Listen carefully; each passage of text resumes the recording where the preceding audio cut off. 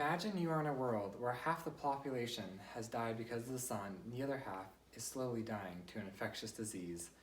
This is the plot of the book The Fever Code by James Dashner, and actually a series of books. So this book is a prequel to the Maze Runner trilogy, in which the sun, because of solar flares, has killed half the world's population, and the rest of them are dealing with a deadly virus called the flare.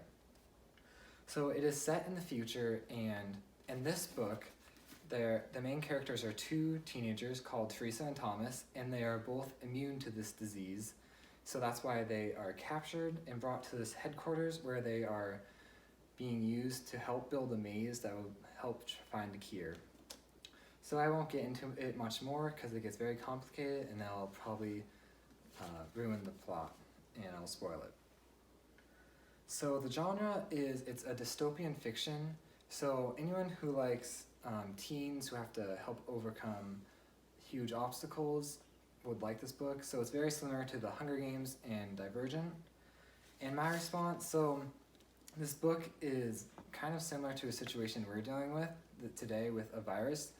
But in the book, the problem is much worse than we have it, so it helps me and many other people realize that we do not actually have as many problems as we think we do, and we're actually fairly lucky. So now I'll read an excerpt from the book.